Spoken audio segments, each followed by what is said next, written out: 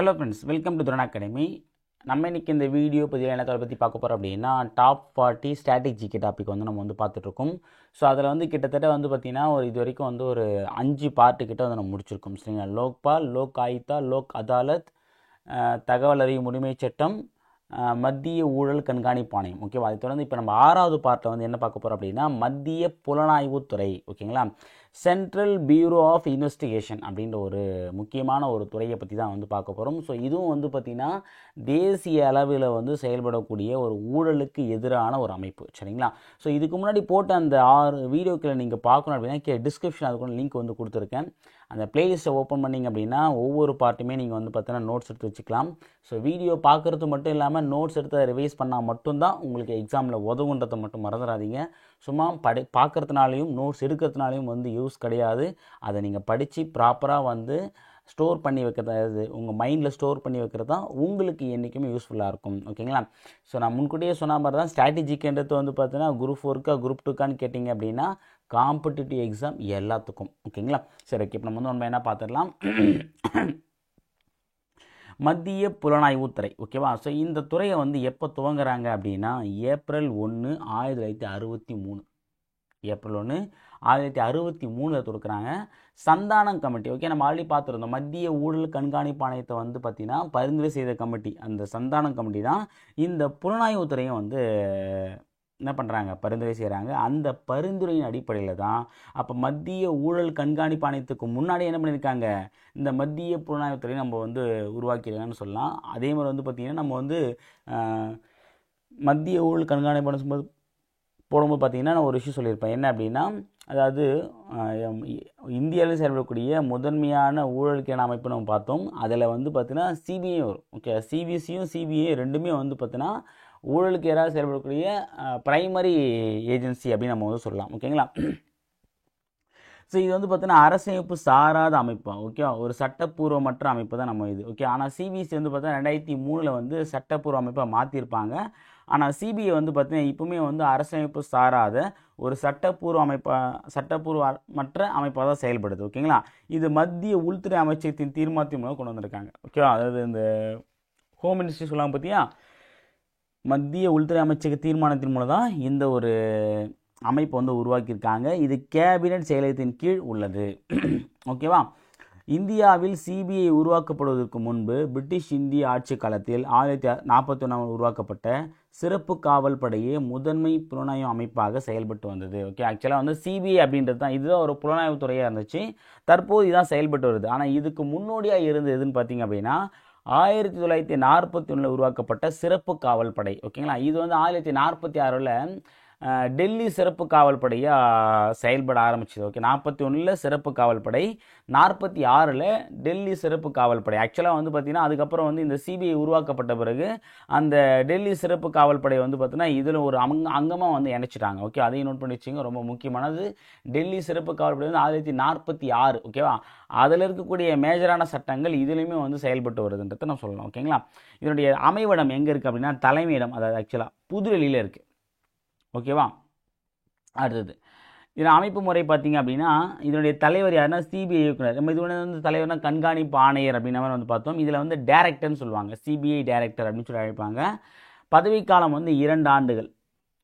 ஓகேங்களா? அங்கே 4 ஆண்டு அல்லது 65 வயது பார்த்தோம். இங்கே வந்து 2 ஆண்டுகள் தான். ஒரு சிபிஐ இயக்குனர் டைரக்டருக்கு வந்து பார்த்தோன்னா 2 இயர்ஸ் மட்டும்தான் வந்து அவங்களுக்கு அலோடு.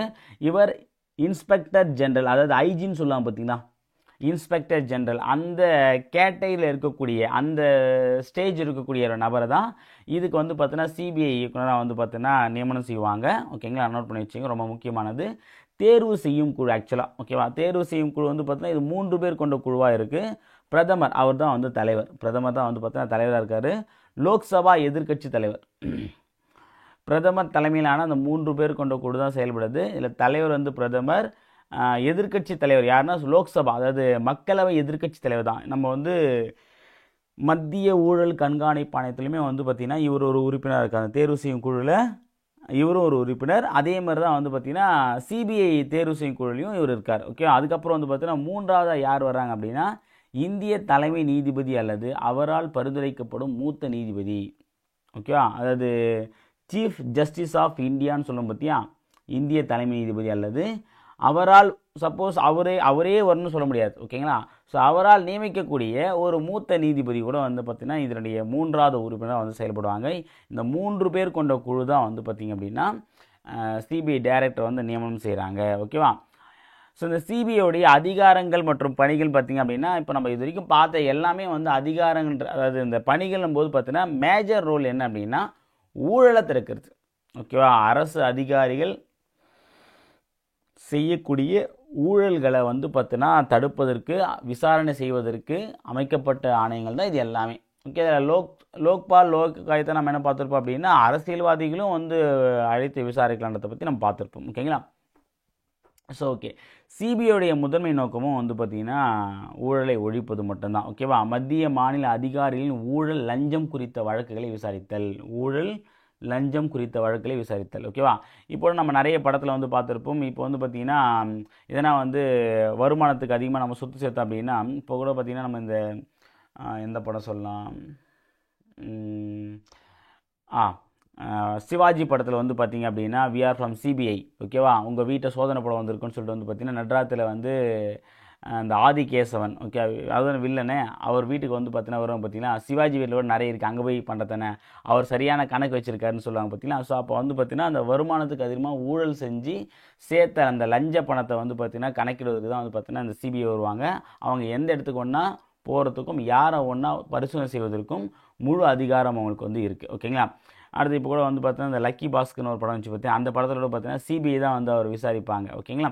ஓகே, தேசிய மற்றும் உலகளாவிய முக்கியத்துவம் வாய்ந்த குற்றங்களை விசாரித்தல், தேசிய மற்றும் உலகளாவிய, ஸோ நேஷனல் அண்ட் இன்டர்நேஷ்னல் லெவலில் ஒரு சில ப்ராப்ளம்ஸ் இருக்கும், அதையுமே வந்து பார்த்திங்கன்னா விசாரிப்பதற்கு இந்த அதிகாரம் இருக்குது. ஓகேவா? சர்வதேச காவல் அமைப்பான இன்டர்போல்னா இன்டர்நேஷ்னல் போலீஸ்னு சொல்லுவாங்க, ஷார்ட் ஃபார்ம் தான் இன்டர்போல், அது இன்டர்நேஷ்னல் போலீஸ். ஓகே, இந்த இன்டர்போல்ன்றது பார்த்திங்க அப்படின்னா வேர்ல்டில் நம்பர் 1 அப்படின்னு சொல்லிட்டு சொல்லுவாங்க பார்த்தீங்களா. ஸோ அந்த மாதிரியான ஒரு டீம். ஓகேவா? ஸோ அதனுடைய இந்தியாவிற்கான ஒரு ஏஜென்சியாக வந்து யார் இருக்காங்க அப்படின்னா, இப்போ இன்டர்போல் ஆப்ரேஷன் நடக்குது அப்படின்னா அந்த ஆப்ரேஷன் வந்து பார்த்தீங்கன்னா இப்போ இந்தியாவில் ஏதாவது ஒரு விஷயம் வந்து நடக்கணும், இல்லை இந்தியாவை ஏதோ ஒரு கண்டக்ட் பண்ணோம், இப்போ இந்தியா சம்மந்தமான ஏதோ ஒரு விஷயம் தேவை அப்படின்னா அவங்க உடனே யாரை கான்டாக்ட் பண்ணுவாங்க அப்படின்னா சிபிஐ தான் கான்டாக்ட் பண்ணுவாங்க. ஓகேங்களா? ஸோ அப்போது இன்டர்போலோட இன்டர்லிங்கிங் ஆகிருக்கக்கூடிய ஒரு ஏஜென்சி நம்ம இந்திய லெவலில், அப்போ இந்தியா சம்மந்தமான ஏதாவது ஒரு விஷயம், ஒரு இன்வெஸ்டிகேஷன், ஏதாவது ஒரு ஹெல்ப் எதனா தேவைப்படும் அப்படின்னா ஜஸ்ட் அவங்க யார்கிட்ட வந்து ஷேர் பண்ணுவாங்க, அதை கான்டாக்ட் பண்ணுவாங்க அப்படின்னா சிபிஐ. அதனால தான் சொல்கிறேன் அப்படின்னா இன்டர்போலுடைய ஏஜென்சியாக வந்து யார் இருக்காங்க, இந்தியாவுடைய ஏஜென்சியாக சிபிஐ செயல்படுறாங்க. இது ரொம்ப ரொம்ப முக்கியமான விஷயம், நோட் பண்ணி வச்சுக்கோங்க. ஓகேங்களா? ஏன்னா இன்டர்போல்ன்ற வார்த்தை நம்ம இங்கே தான் வந்து கேள்விப்படுறோம் புதுசாக. குற்றச்செயல்கள் குறித்த புள்ளி விவரங்களை சேகரித்தல். ஓகேவா? அதாவது இப்போ இந்தியாவில் வந்து என்னென்ன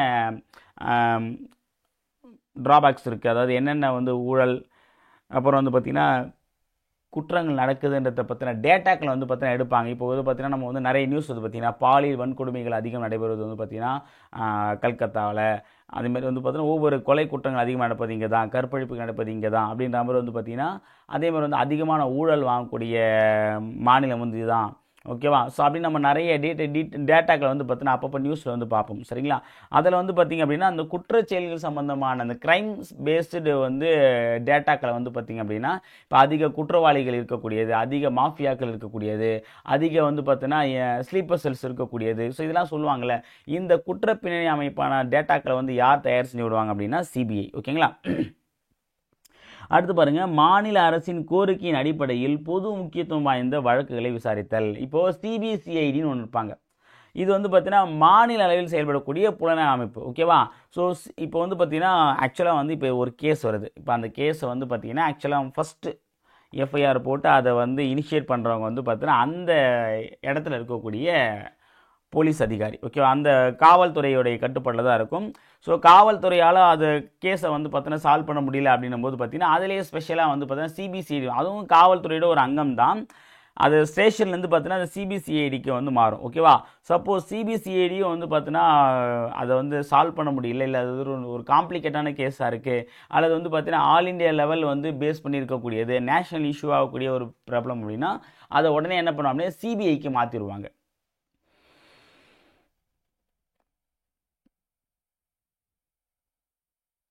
ஓகேங்களா? ஸோ அப்போ அந்த அடுத்து என்ன பண்ணுவாங்க அப்படின்னா அது சிபிஐ வந்து விசாரிப்பாங்க. அப்போது என்னென்னா அந்த மாநில அரசு கேட்டுக்கொள்ளும் பட்சத்தில் அது பொது முக்கியத்துவம் வாய்ந்த, அதாவது பொது முக்கியத்துவம் அப்படின்னா என்ன சொல்கிறேன் அப்படின்னா, அந்த கேஸ் சால்வ் பண்ணோம் அப்படின்னா அது அந்த ஸ்டேட்டுக்கு மட்டும் கிடையாது, எல்லாருக்குமே வந்து அது சேஃபாக இருக்கும், அது எல்லாருக்குமே வந்து இம்பார்ட்டண்டான விஷயம் அப்படின்னும் போது அந்த மாதிரியான கேஸை வந்து எடுத்து வந்து சிபிஐ வந்து விசாரிப்பாங்க, அதான் சொல்கிறாங்க. அடுத்து பார்த்தீங்க அப்படின்னா நிதி பொருளாதார சட்டங்கள், ஏற்றுமதி இறக்குமதி, சுங்க வரி, வருமான வரி, அந்நிய செலாவணி ஒழுங்குமுறை முறைகேடுகள் தொடர்பான வழக்குகளை சம்பந்தப்பட்ட துறை கோரினால் சிபிஐ விசாரிக்கலாம். நிதி சார்ந்த, பொருளாதார சட்டங்கள் சார்ந்த, ஏற்றுமதி இறக்குமதி சார்ந்த, சுங்க வரி, வருமான வரி, அந்நிய செலாவணி ஒழுங்குமுறை, இது எல்லாமே சார்ந்த ஏதாவது ஒரு முறைகேடு நடக்குது அப்படின்னா அப்போ அந்த டிபார்ட்மெண்ட் வந்து பார்த்திங்கன்னா இந்த மாதிரி வந்து எங்கள் டிபார்ட்மெண்ட் இந்த மாதிரி வந்து ஒரு ஊழல் நடந்திருக்கு, ஒரு மிகப்பெரிய ஸ்கேம் நடந்திருக்கு, அதை வந்து நீங்கள் இன்வெஸ்டிகேஷன் பண்ணோம் அப்படின்னா அப்போ என்ன பண்ணுவாங்க அப்படின்னா அப்போ வந்து கூப்பிடுவாங்க. இப்போ கூட பார்த்தீங்கன்னா அந்த லக்கி பாஸ்கர் படத்திலே கிளைமேக்ஸில் வருவாங்க பார்த்தீங்களா, உண்மையான ரியல் சிபிஐ வந்து பார்த்தீங்கன்னா அந்த கிளைமேக்ஸில் வருவாங்க, அவங்க தான் வந்து பார்த்தீங்கன்னா ஸ்கேமை வந்து பார்த்தீங்கன்னா இன்வெஸ்டிகேஷன் பண்ணுவாங்க. ஸோ அப்போ அப்படின்னும் போது அந்த துறை கேட்டுக்கொண்டால் அந்த சிபிஐ வந்து பார்த்தீங்கன்னா எந்த ஒரு துறைக்கும் போயிட்டு அது தொடர்பான வழக்கை வந்து விசாரித்து தீர்வு காணலாம். ஓகேங்களா. அடுத்து பார்த்தீங்கன்னா இதையும் நோட் பண்ணி வச்சுங்க, ரொம்ப முக்கியமானது. லஞ்ச ஊழலை தடுக்க நியமிக்கப்பட்ட ஆணையங்கள் என்னென்னு பார்த்தீங்க அப்படின்னா வைத்தியலிங்க ஆணையம் வந்து 1979 நியமிச்சிருப்பாங்க, கைலாச சதாசிவம் மற்றும் ராய் ஆணையம் வந்து 1981, சங்கரநாத் ஆணையம் வந்து 1990, ஜானகிராமன் ஆணையம் வந்து 1992. ஓகேங்களா. ஸோ இதெல்லாம் வந்து பார்த்தீங்கன்னா இயர்ஸ் பொறுத்த வரைக்கும் வந்து பார்த்தீங்கன்னா ஸ்ட்ராட்டஜிக்கை பொறுத்த வரைக்குமே வந்து பார்த்தீங்கன்னா ஒரு சில டேட்டாக்கள் வந்து பார்த்தீங்கன்னா ஸ்லைட்லி கொஞ்சம் டிஃபர் ஆகிற மாதிரி இருக்கும், ஒன்றுத்தில் ஒரு மாதிரி இருக்கும், இன்னொரு டேட்டா வந்து பார்த்தீங்கன்னா வேறு மாதிரி கொடுத்துருப்பாங்க, நீங்கள் நெட் சோர்ஸ் பார்த்தீங்கன்னா ஒரு மாதிரி இருக்கும். ஆனால் ஸ்ட்ராட்டஜிக் என்னும்போது பார்த்திங்க அப்படின்னா எல்லாத்தையும் நம்ம வந்து பண்ண முடியாது, ஒரு ஒரு ஒரு கான்செப்ட் எடுத்தோம் அப்படின்னா அதை அப்படியே ஃபாலோ பண்ணிட்டு போயிட்டே இருக்கணும். ஓகேங்களா. நம்ம வந்து அதை கம்பேர் பண்ணி படிக்கும்போது நமக்கு வந்து கன்ஃபியூஷன் தான் வரும். ஓகேங்களா. ஸோ அதனால் வந்து பார்த்திங்க அப்படின்னா சிபிஐ பற்றின டேட்டா வந்து பார்த்தீங்கன்னா கொடுத்தாச்சு. ஓகே. ஸோ ஒரு வாட்டி ரீகால் பண்ணிக்கலாம், என்னென்ன கொடுத்துன்றது நான் சொல்லிடுறேன். சிபிஐ அதாவது சென்ட்ரல் பியூரோ ஆஃப் இன்வெஸ்டிகேஷன், இதான் வந்து ஃபுல் ஃபார்ம். ஏன்னா ஃபுல் ஃபார்ம் இவ்வளோ டைம் வந்து கேட்டுருவாங்க. ஓகேவா. நம்ம இவ்வளோ தூண்டு படித்து கடைசியில் விட்டு போயிடும். ஏன்னா CBI central bureau of investigation. ஓகேங்களா. இது எப்போ தொடங்கினாங்க? ஏப்ரல் 1963. எந்த கமிட்டி? சந்தான கமிட்டி. மத்திய உள்துறை அமைச்சால் கொண்டு வரப்படுது. இது அரசமைப்பு சாராத சட்டப்பூர்வமற்ற அமைப்பு தான் இது சிபிஐ. ஓகேங்களா. இது ஆக்சுவலாக வந்து 1941 கொண்டு வரப்பட்ட சிறப்பு காவல் படை சட்டத்தை வந்து பேஸ் பண்ணி அதுக்கு மாற்றாக தான் இந்த புலனாய்வுத்துறையை வந்து கொண்டு வந்திருக்காங்க. இதன் தலைமையிடம் எங்கே இருக்குன்னா புது டெல்லியில் இருக்குது. ஒரு சிபிஐ டைரக்டர் இருப்பார், அவருடைய பதவிக்காலம் வந்து 2 வருஷம். இவர் யார் நியமனம்? இவர் வந்து யாருக்கு இணையான? IG. Okay, inspector of general அந்த கேட்டகரிக்கு இணையான ஒரு போஸ்ட் இருக்கவர் தான் இதில் நியமிப்பாங்க. தேர்வு செய்யக்குழு மொத்தம் 3 பேர் இருக்காங்க. பிரதமர், மக்களவை எதிர்க்கட்சி தலைவர், அப்புறம் வந்து பார்த்தீங்கன்னா சீஃப் ஜஸ்டிஸ் ஆஃப் இந்தியா. அவர் இல்லை அப்படின்னா அவரால் நியமிக்கக்கூடிய சீனியர் ஜட்ஜ் இருப்பாங்க. ஓகேங்களா. அதிகாரங்கள் அப்படின்னும் போது பார்த்தீங்கன்னா லஞ்ச ஊழலை வந்து பார்த்தீங்கன்னா மத்திய மாநில அதிகாரி வாங்கினா அதை வந்து விசாரிப்பது, தேசிய மற்றும் உலகளாவிய பிரச்சனைக்கு தீர்வு காண்பது, அதேபோல் இன்டர்போலுடைய இந்தியாவுடைய முகமையாக செயல்படுவது, மாநில அரசு கோரிக்கை வச்சுச்சு அப்படின்னா அது தொடர்பான பொது முக்கியத்துவம் வாய்ந்த வழக்குகளை விசாரிப்பது. ஓகேவா. ஸோ அடுத்து வந்து பார்த்திங்க அப்படின்னா நிதி பொருளாதார சட்டம், ஏற்றுமதி இறக்குமதி, அப்புறம் அந்நிய செலாவணி தொடர்பான முறைகள் இருந்துச்சு அப்படின்னா இப்போட பார்த்தீங்கன்னா இந்த